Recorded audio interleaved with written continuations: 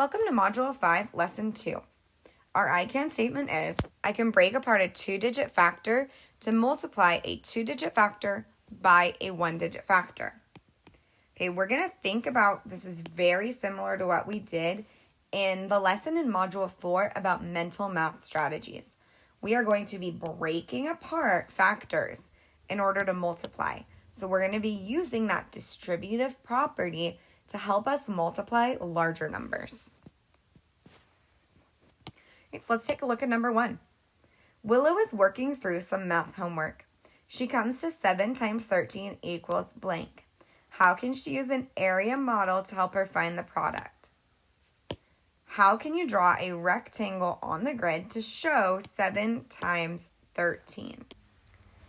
This is basically asking us how will we use the grid to represent this problem. We want to think about when we're drawing rectangles very similar to an array. This is 7 rows of 13. So we can draw 7 rows down and 13 rows across, or 7 squares down and 13 squares across. So you can say we can draw a rectangle that is 7 squares down and 13 across.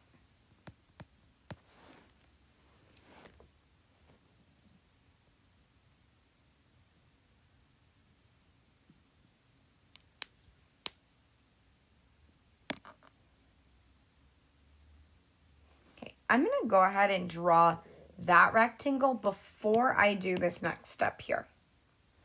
Okay, so I'll draw my rectangle 2, 4, 6, 7, 2, 4, 6, 8, 10, 12, 13.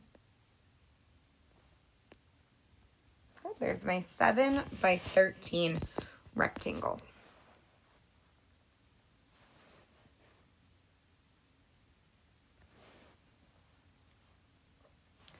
Now, what we're going to do here, here's the direction.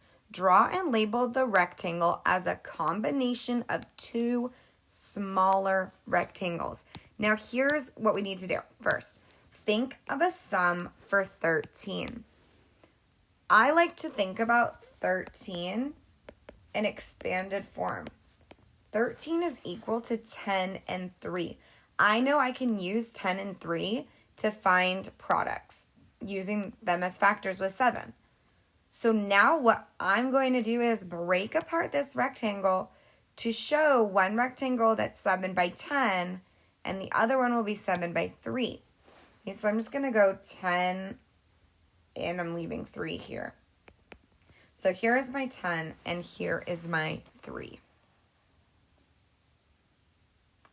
It's showing us that we have 2 separate rectangles that are still equal to the equation 7 times 13. Okay, our first rectangle is 7 times 10. 7 times 10 is 70. And our second rectangle, remember, this line is the same distance as this. They're both 7. So the second rectangle to find the area would be 7 times 3, which is 21. Now, in order to find our product using these partial products, we need to add them together. 70 plus 21 is equal to 91. So using all of this, we know 7 times 13 is equal to 91. So now let's take a look at letter B. How can you use the distributive property and the area model to make multiplying easier? Right, well, we use the distributive property because we said that 7 times 10 plus 3 is equal to 7 times 13. So how did that make that easier? Could we have done 7 times 13 and skip counting by 13s? That's a little tricky, right? That's not when we're used to being able to count by. So how does using distributive property and using the area model make multiplying easier? it just gives us another strategy, right? We can use smaller facts that we already know to solve for a larger answer, right? When we have a factor that's larger, like 13, we can use facts we already know to find that product. Right, so go ahead and answer. How can you use it? We talked about a couple of different ways on how distributive property can make solving a problem like this easier.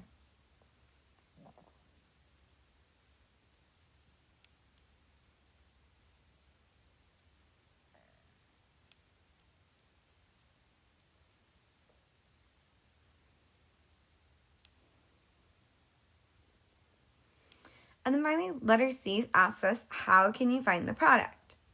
Well, we found the product, right? In this section here that we did on the last slide, your same page, we found the product by finding each of these what are called partial products, right? Because we were splitting this up using distributive property, we had two partial products. Using those two partial products, we were able to add them together to find our product.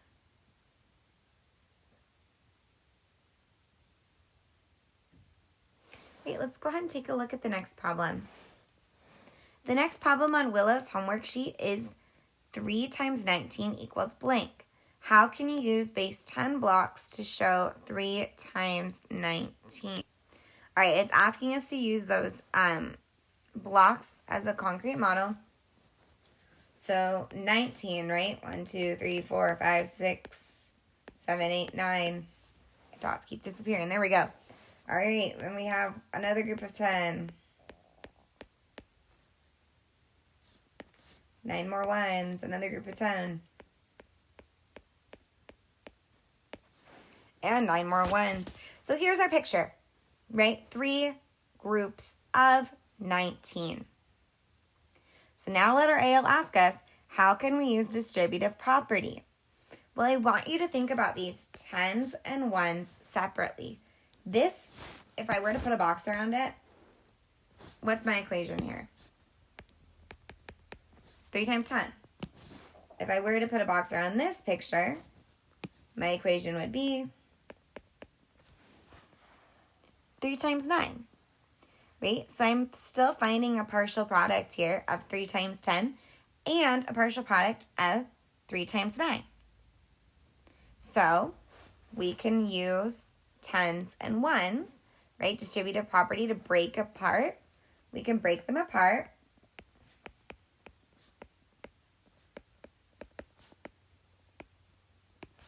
Tens and 1s. Well, we already did what B asked us to do. I drew squares, maybe you drew circles.